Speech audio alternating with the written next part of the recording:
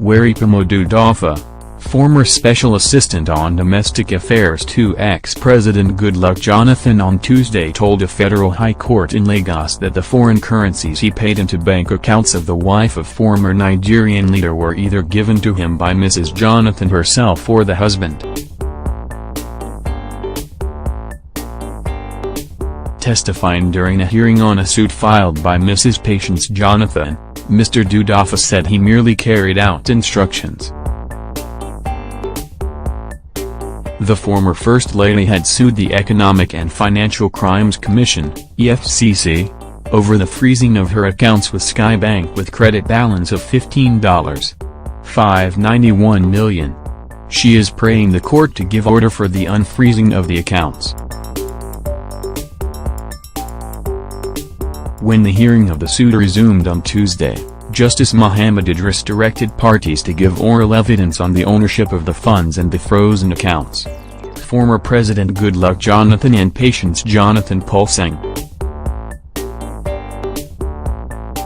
Mr. Dudafa, while being cross-examined by EFCC's lawyer, Mr. Rotimi Oyedepo, after adopting his witness statement on oath, said he only complied with instructions given by either the president or his wife on deposits of money into the accounts or conversion of foreign currencies into naira.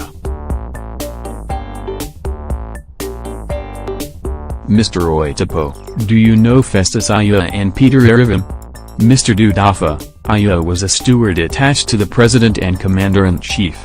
I also know Peter Arivim. He was also a steward attached to President Jonathan. Mr. Oyedepo, you gave them hard currencies to take to a bureau de change operator, Abubakar Murtala? Mr. Dudafa, it was not limited to Aide and Peter. I don't have power to instruct anyone. I could only relay the instruction of the president or his wife to any available aide, including Festus and Peter. Mr. Oyedepo insisted that it was Mr. Dudafa who instructed the aides to convert the money. Mr. Dudafa, I relayed different instructions from the president or his wife. Mr. Oyedepo, I put it to you that you gave dollars to Mr. Murtala? Mr. Dudafa, so many times, the president and his wife gave me instructions to hand over the dollars. When Mr. Oyedepo suggested to Mr. Dudafa that he was the one who personally handed the dollars to the aides, the witness agreed. The physical handing over was done by me although I received instructions from the president or his wife, he said. Mr. Oyedepo, I put it to you that $1 million and other amounts were given to you?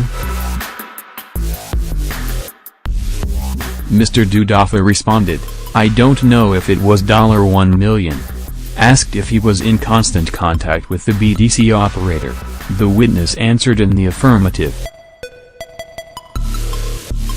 Further exchange between Mr. Oyedepo and Mr. Dudafa went thus. Mr. Oyedepo, the plaintiff was a permanent secretary in Bayelsa State. Mr. Dudafa, I don't know. Mr. Oyedepo, when were you appointed? Mr. Dudafa, I was appointed February 2012.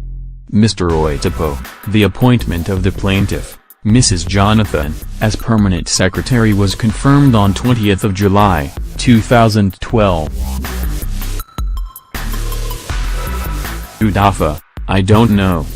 It's not part of my duties. Mr. Oyedepo, I put it to you that the plaintiff stopped drawing salary from Bayelsa State on 12th of May 2015. Mr. Dudafa, I don't know. Sky Bank, Mr. Dudafa, Pluto Property and Investment Company Limited, Seagate Property Development and Investment Company Limited, Transocean Property and Investment Company Limited and Avalon Global Property Development Limited are the other respondents in the suit.